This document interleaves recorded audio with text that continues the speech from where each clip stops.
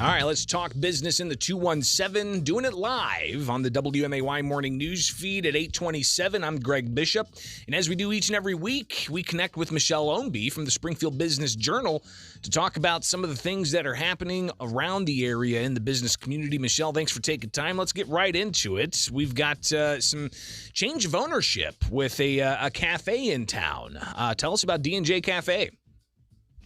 Yes, as of last week, Lee Rupnick is the new manager for D&J Cafe, and of course, longtime owner John Price came under some scrutiny last year after posting what many perceived as a very racist Facebook rant on his personal page, which ended up being widely shared, and a lot of folks, called for boycotts of the restaurant and that sort of thing. And even though John wasn't involved in the day-to-day operations, seems like the business suffered as a result, and his daughter, who had been the manager for many years, actually ended up stepping down and leaving along with some of the other staff as part of the fallout for that. So at this point, the bank has taken over the property, and Lee Rupnick says the bank approached him about taking over management of the restaurant. So he's hoping that many of the longtime loyal customers will now feel comfortable returning now that there's new ownership and new management. Well, Lee's not the only one that's making some business headlines in the Rupnick family when it comes to restaurants. Tell us what Joe's up to. Right, yeah. So his father, Joe, of course, has owned the Dublin Pub for many years and also been the license holder for the Pasta House Company. And for the last couple of years, he's had the Pasta House there in the former Denny's at the corner of Wabash and Veterans. But he says he is giving up his Pasta House license as of the end of this month. Tomorrow will actually be their last day of operations.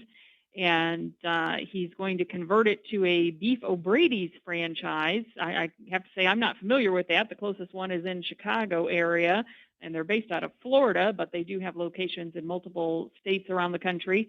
And Joe says he's been a big fan of them for years and wants to try a new concept. He said it's going to be a family-friendly neighborhood sports pub. So he's planning to do a lot of outreach to youth sports teams and that sort of thing, and says he'll still have his signature horseshoe and signature chili on the menu, along with the Beef O'Brady standards. So look for that coming sometime by the end of January. So we'll be watching for that for sure. We're talking with Michell Ownbey from the Springfield Business Journal here with Business in the 217 on the WMAY morning news feed. Michelle, we heard about this yesterday, reported it out in the Springfield City Council, also talking about it last night, and that's apparently a lawsuit now moving forward from the Springfield Airport Authority against the city over jet fuel taxes. What's going on here? Right. And it's a little bizarre. I mean, on the surface, it seems fairly clear. The city collects aviation fuel taxes, which are supposed to be sent to the airport. But this is actually going back to some tax increases between 2004 and 2013.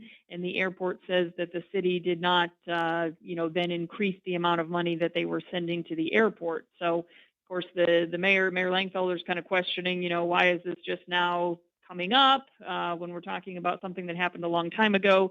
The airport claims that they're owed around $800,000. Of course, Frank Valla is the chair of the airport board, and there's no love lost there between he and the mayor. The mayor tried to replace him as chair.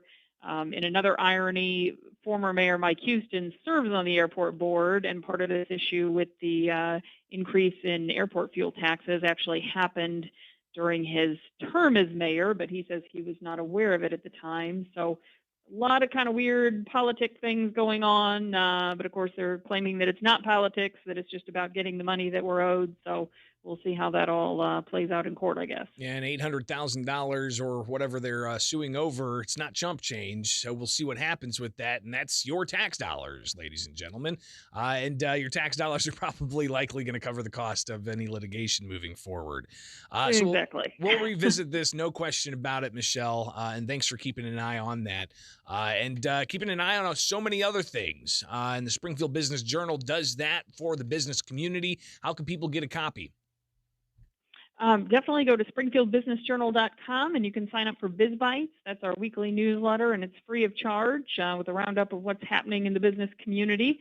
Or, of course, you can also sign up to get the print edition delivered directly to your home or office. Michell Ownbey, Springfield Business Journal. And next week we're going to connect, right? And talk about some of the biggest business stories of the year. Absolutely. We'll do a year-end wrap-up. I love it. That's going to be great. Looking forward to that. Michell Ownbey, the Springfield Business Journal, here on the WMAY Morning News Feed. Have a great day. Merry Christmas and Happy Holidays.